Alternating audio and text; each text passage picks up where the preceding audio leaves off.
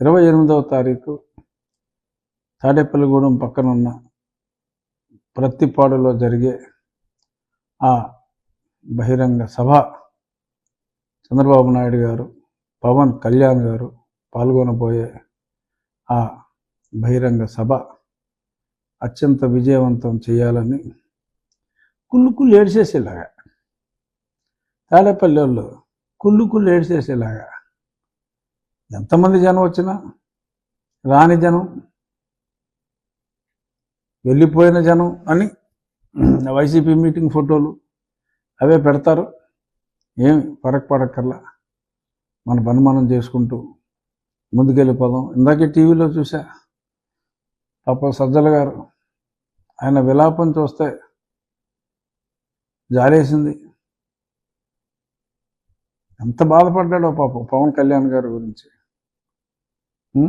60 సీట్లు అన్నారు, 70 సీట్లు అన్నారు, ఏంటండి 24 సీట్లు ఏంటండి? నీకెంతురా నాయన, పోటీ చేసిన ప్రతి స్థానం గెలవాలి అనే ఒక దృక్పథంతో ఆ ఇద్దరు నాయకులు ఎవరు ఎక్కడ ఎన్ని పోటీ చేశారన్నది కాదు,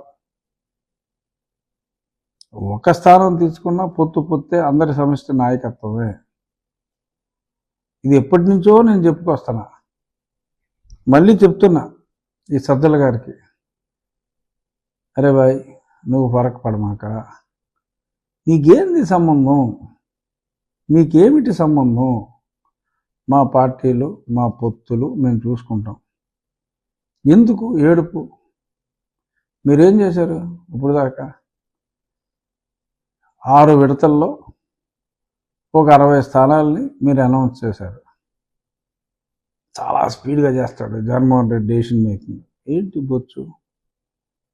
మరి ఇవాళ చంద్రబాబు నాయుడు గారు, పవన్ కళ్యాణ్ గారు కూర్చుని పావుగంటలో 94 స్థానాలు తెలుగుదేశం, 5 స్థానాలు జనసేన, అంటే 99 స్థానాలు చిటికెలో అనౌన్స్ చేశారు.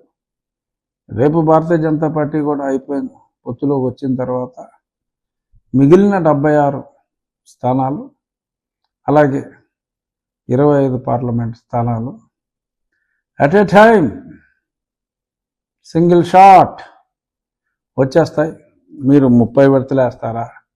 మళ్ళీ మార్పు విడతలు ఉంటాయా? మీరు చూసుకోండి, మీ పని మీరు చూసుకోండి. 1, 2, 3 ఇవి విడిగా ఉంటే అంతే, ఒకటిగా కలిపి చూడు అది 123 అని నిండు హృదయాల సినిమాలో ఒక మంచి పాట, ఆ పాటని గుర్తు చేసుకుందాం.